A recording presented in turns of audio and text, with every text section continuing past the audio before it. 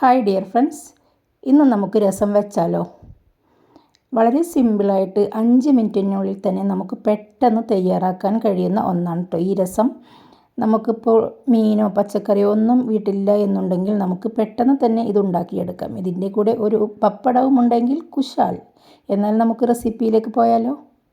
ഞാനിവിടെ ഒരു മൺചട്ടിയിലാണ് കേട്ടോ രസം ഉണ്ടാക്കുന്നത്. അതിനായിട്ട് നമുക്കൊരു മൺചട്ടി എടുക്കാം. എന്നിട്ട് ഇതിലേക്ക് ഞാൻ നല്ല പഴുത്ത 3 ടൊമാറ്റോയാണ് കേട്ടോ ഇട്ട് കൊടുത്തിരിക്കുന്നത്. നല്ല പഴുത്ത തക്കാളി വേണം ഇതിനായിട്ട് എടുക്കാനായിട്ട്. എന്നിട്ട് നമ്മുടെ കൈ വെച്ച് നന്നായിട്ട് ഞെരടി കൊടുക്കാം.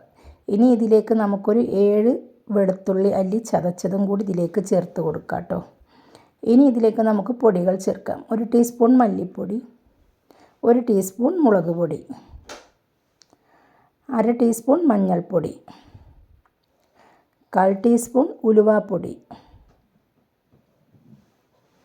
1 ടീസ്പൂൺ കുരുമുളക് പൊടി. കുരുമുളക് ചതച്ചതാണ് കേട്ടോ ഇത്. ഇനി ഇതിലേക്ക് 1/4 ടീസ്പൂൺ കായപ്പൊടി. ഇനി നമുക്ക് ഇതിലേക്ക് ആവശ്യമുള്ളത് പുളിവെള്ളമാണ്. 1 നെല്ലിക്ക വലിപ്പത്തിലുള്ള പുളി പിഴിഞ്ഞെടുത്ത് അത് മുഴുവനായിട്ട് ഒഴിക്കണ്ട, കുറച്ച് ഒഴിച്ച് കൊടുക്കാം നമുക്ക്. എന്നിട്ട് ഇതിലേക്ക് ആവശ്യത്തിനുള്ള ഉപ്പും കൂടി ഇട്ട് ഇതിലേക്ക് നമുക്കൊരു 3 കപ്പ് വെള്ളം ഒഴിച്ച് കൊടുക്കാം കേട്ടോ. 3 കപ്പ് വെള്ളം ഒഴിച്ച് നന്നായിട്ട് തന്നെ നമുക്കിതൊന്ന് മിക്സാക്കി കൊടുക്കാം. പിന്നീട് നമുക്ക് പുളി കുറവുണ്ടെങ്കിൽ നമുക്ക് പുളി ചേർത്ത് കൊടുക്കാം. ഉപ്പും കുറവുണ്ടെങ്കിൽ നമുക്കൊന്ന് ചേർത്ത് കൊടുക്കാം.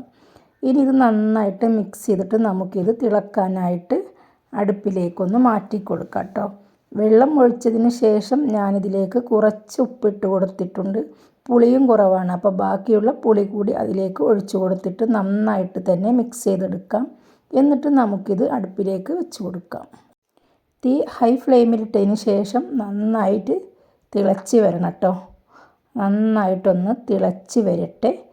നന്നായി തിളച്ച് കഴിഞ്ഞാൽ തീ മീഡിയം ഫ്ലെയിമിലേക്ക് മാറ്റി കൊടുക്കുക. ഒരു 4 മിനിറ്റിന് ശേഷം നമ്മുടെ തക്കാളിയൊക്കെ നന്നായി വെന്ത് വന്നിട്ടുണ്ട്. ഇനി നമുക്കിതിലേക്ക് കുറച്ച് മല്ലിയില ഇട്ട് കൊടുക്കാം. കുറച്ച് മല്ലിയില അരിഞ്ഞതും കൂടി നമുക്കിതിലേക്ക് ചേർത്ത് നമ്മുടെ തീ നമുക്ക് ഓഫാക്കി കൊടുക്കാം. ഇനി നമുക്ക് നമ്മുടെ രസം ഒന്ന് താളിച്ചെടുക്കാം. അതിനായിട്ട് നമുക്കൊരു കടായി അടുപ്പിലേക്ക് വെച്ച് കൊടുക്കാം. എന്നിട്ട് ചൂടായി കഴിഞ്ഞാൽ നമുക്കിതിലേക്ക് 1 ടേബിൾ സ്പൂൺ വെളിച്ചെണ്ണ അങ്ങ് ഒഴിച്ച് കൊടുക്കാം. വെളിച്ചെണ്ണ ചൂടായി വന്നാൽ നമുക്കിതിലേക്ക് 1/4 ടീസ്പൂൺ കടുകും ഇതിൻ്റെ കൂടെ 2 വറ്റൽമുളകും കുറച്ച് കറിവേപ്പിലയും കൂടെ ഇട്ട് കൊടുക്കാം. കടുക് പൊട്ടിത്തുടങ്ങുമ്പോൾ നമുക്ക് 2 വറ്റൽമുളകും കുറച്ച് കറിവേപ്പിലയും. വീഡിയോ ഞാൻ എടുത്തതാണ് കേട്ടോ, മിസ്സായി പോയിട്ടുണ്ട്, വീഡിയോ ഇതിൽ കാണാനില്ല. അപ്പോൾ നിങ്ങൾ ഇതുപോലെയൊക്കെ ഒന്ന് താളിച്ച് നമ്മുടെ ഈ രസത്തിലേക്ക് അങ്ങോട്ട് ഒഴിച്ച് കൊടുക്കുക. കടുക് പൊട്ടിത്തുടങ്ങുന്ന വീഡിയോ വരെ ഇതിലുള്ളൂ, പിന്നെ ഒഴിക്കുന്ന വീഡിയോ ആണ്. അപ്പോൾ നിങ്ങളത് ശ്രദ്ധിച്ചാൽ നിങ്ങൾക്ക് മനസ്സിലാവും അതിൽ വറ്റൽമുളകുണ്ട്, കറിവേപ്പിലയുണ്ട്. അപ്പോൾ ഇതുപോലെ അങ്ങ് രസത്തിലേക്ക് നമുക്ക് താളിച്ചൊഴിച്ചാൽ വളരെ രുചികരമായി നമുക്കൊരു രസം കിട്ടും. അത് നമുക്ക് ഉണ്ടാക്കി കഴിക്കാം. ചോറിൻ്റെ ഒപ്പം കറിയില്ലെങ്കിൽ നിങ്ങൾ ഇതുപോലെ ഒന്ന് തയ്യാറാക്കി നോക്കൂ.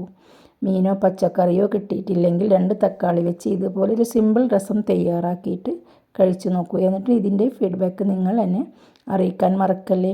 നിങ്ങൾ ആദ്യമായിട്ടാണ് എൻ്റെ ചാനൽ കാണുന്നതെങ്കിൽ പ്ലീസ് ഒന്ന് സബ്സ്ക്രൈബ് ചെയ്ത് സപ്പോർട്ട് ചെയ്തേക്കണേ. കൂടെ തന്നെ ലൈക്കും ഷെയറും കമൻറ്റും ചെയ്യാൻ മറക്കല്ലേ. അപ്പോൾ നമുക്ക് അടുത്ത വീഡിയോയുമായി വീണ്ടും കാണാം. Okay, bye bye. Thank you for watching.